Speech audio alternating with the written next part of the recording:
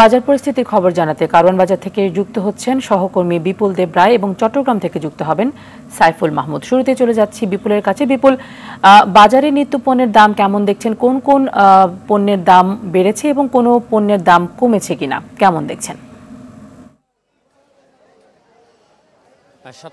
নগদের সর্বোচ্চ বার 167 টাকা রিচার্জে পাবেন 1 লাখ টাকা পুরস্কার। আরো আছে প্রতি সপ্তাহে পুরস্কার ও ক্যাশব্যাক। তানি গত কয়েকদিন ধরে যে বাজারের পরিস্থিতি সেটা কিন্তু স্বাভাবিক একই পরিস্থিতি রয়েছে, অর্থাৎ ঊর্ধ্বগতির দিক দিয়ে শুধুমাত্র আলুর দামটা কিন্তু একেবারে কমছে না, বরং 5 টাকা বেড়ে 75 টাকা বিক্রি হচ্ছে। তবে সেটাও পাল্লায় যে সিস্টেমটা, অর্থাৎ 5 কেজি করে নিলেই কিন্তু সে 75 টাকা করে পৌঁছে। এবং সেই সাথে পেঁয়াজ, যেটা দেশি পেঁয়াজ আমরা দেখেছি বাজারে 120 থেকে 130 টাকা করে বিক্রি হচ্ছে, তাও কিন্তু কমতি নেই। সেই সাথে যে শীতকালীন যে সরবরাহ রয়েছে পণ্যের সবজির বিষয়ে, সেই সবজির সরবরাহ থাকলেও কিন্তু সেটা কমতির দিকে নেই। শুধু কয়েকটা পণ্য যেগুলো আছে সেগুলো হয়তো কিছুটা কমেছে। তবে আমরা দেখেছি মূলা কেজি বিক্রি হচ্ছে 60 টাকা করে এবং বেগুন বিক্রি হচ্ছে 80 টাকা, এবং সেই সাথে শিম বিক্রি হচ্ছে, যে শীতকালীন যে শিম, সেই শিম বিক্রি হচ্ছে 110 টাকা করে। সেই সাথে অন্যান্য যে সবজিগুলো হচ্ছে সেগুলোর কিন্তু ঊর্ধ্বগতি অর্থাৎ কমার দিকে তেমন একটা নেই। পাশাপাশি আমরা ফুলকপি দেখেছি, ছোট সাইজের যে ফুলকপিগুলো সেগুলো শুধুমাত্র 40 টাকা করে বিক্রি হচ্ছে, আর বড় সাইজের যে ফুলকপিগুলো 60 থেকে 70 টাকা করে বিক্রি হচ্ছে। অর্থাৎ বাজারে শীতকালীন যে সবজিগুলো রয়েছে সেগুলো আসলে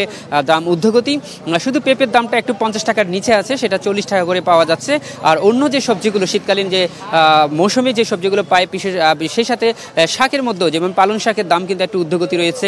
আমরা আসলে বলতে গেলেই সাধারণ ক্রেতারা বলছেন যে আসলে শীতকালে এত পরিমাণে সরবরাহ রয়েছে এবং বিক্রেতারাও বলছেন সরবরাহ সঠিক রয়েছে, তারপরে কিন্তু এই জিনিসের দাম কেন বাড়ছে সেটা আসলে তারা বলতে পারছে না। আসলে ক্রেতারা বলছেন যে আসলে এই বাজার নিয়ন্ত্রণ করার ক্ষেত্রে তেমন একটা জোরালো কোনো পদক্ষেপ দেখছে না। এবং সেই সাথে সিন্ডিকেটের যে কথাটি সবসময় বলে আসা হয়েছে, সিন্ডিকেটের কারণে বিভিন্ন হাত বদলের কারণে কিন্তু এই পণ্যগুলোর দাম কিন্তু বেড়ে চলছে বলে বলছেন। এবং বিশেষ করে নিম্ন এবং মধ্যবিত্ত পরিবারের যে সদস্যরা বা ক্রেতারা রয়েছেন তারা বলছেন যে আসলে তারা ক্রয় ক্ষমতার বাইরে চলে যাচ্ছে এবং একটা পরিস্থিতির সৃষ্টি হচ্ছে যে তাদের সংসার চালাতে অনেক কষ্ট হচ্ছে। তাই তারা বলছেন যে সরকারের প্রতি অনুরোধ হচ্ছেন যে বাজার মনিটরিং যে বিষয়টি সেটা আরও জোরালো করা দরকার। এবং সেই সাথে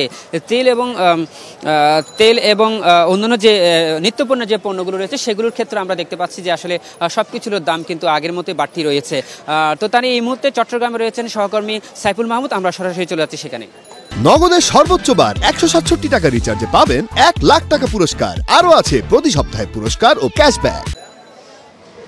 জি বিপুল, আপনাকে ধন্যবাদ। আমি যদি চট্টগ্রামের বাজার পরিস্থিতির কথা যদি বলে থাকি, আসলে এই মুহূর্তে কিন্তু চট্টগ্রামে শীতকালীন সবজিতে ভরপুর, এরপরও কিন্তু দাম কমছে না, কোনোভাবে কিন্তু সেটা যে নিয়ন্ত্রণে আসবে সেটাও কিন্তু বোঝা যাচ্ছে না। আমি যদি সকালবেলার আজকে কয়েকটি পণ্যের বাজারের কথা যদি বলে থাকি, আলু, পুরাতন আলু বিক্রি হচ্ছে 75 টাকা থেকে 80 টাকা, নতুন আলু বিক্রি হচ্ছে 120 টাকা, 130 টাকা, এবং টমেটো বিক্রি হচ্ছে 100 টাকা, বরবটি বিক্রি হচ্ছে 80 টাকা, ভেন্ডি বিক্রি হচ্ছে 80 টাকা, ফুলকপি বিক্রি হচ্ছে 100 টাকাতে, বেগুন বিক্রি হচ্ছে 100 টাকাতে।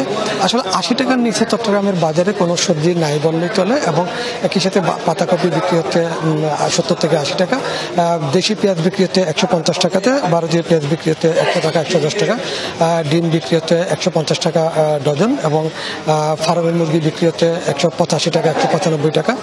বোঝা যাচ্ছে যে আসলে চট্টগ্রামের বাজারে পরিবর্তিত রয়েছে এবং পর্যাপ্ত পরিমাণে সরবরাহ থাকলেও কিন্তু আসলে বাজার পরিস্থিতি কোনোভাবেই কমছে না। এবং যারা এখানে সাধারণ ভোক্তা আছে তারা এখনই বললো আসলে এই একটা দোকানে বিক্রি করছে আলু 75 টাকা, আর একটা দোকানে বিক্রি করছে 80 টাকা।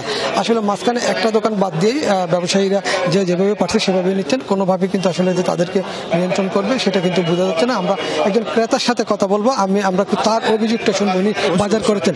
আপনার অভিযোগটা কি আসলে আমাদেরকে যদি একটু বলেন। আমার অভিযোগটা হচ্ছে যে আমরা তো মধ্যবিত্ত, আমাদের ক্রয় ক্ষমতার বাইরে চলে গেছে সব কিছু। আমরা আগে যেভাবে স্বতঃস্ফূর্তভাবে বাজার করতে পারতাম, আমাদের একটা আত্মসন্তুষ্টি ছিল, সেটা আমরা এখন বাজার আসলে আমাদের মনে হয় যে আমরা খুব অসহায়, হেল্পলেস। আমাদের আলিগঞ্জে আজকে এখান থেকে 80 টাকা করে সবকিছু উদ্যোগতি, আমাদের ক্রয় ক্ষমতার বাইরে চলে গেছে। এই দুঃখ আমাদের প্রকাশ করার মতো কোনো ভাষা নেই। ধন্যবাদ। আসলে শুনছিলেন একজন ক্রেতার বক্তব্য, তিনি জানালো সবকিছু আসলে ঊর্ধ্বমুখী, কোনোভাবে নিয়ন্ত্রণ করা যাচ্ছে না। এবং আরেকটা বিষয় জানিয়ে চট্টগ্রামের বাজার সবসময় ঊর্ধ্বমুখী, কোনোভাবেই যে আসলে নিয়ন্ত্রণ হবে সেটা কিন্তু না। তবে সঠিক মনিটরিং এর অভাবে কিন্তু এই অবস্থা বলে মনে করছেন সাধারণ ক্রেতারা। তা নিয়ে এই ছিল বাজার পরিস্থিতি নিয়ে আমার কাছে সর্বশেষ তথ্য। আপনাদের দুজনের তথ্য অনুযায়ী মনে হচ্ছে তুলনামূলকভাবে ঢাকার চেয়ে চট্টগ্রামের বাজারে পণ্যের দাম কিছুটা বেশি। ধন্যবাদ আপনাদেরকে।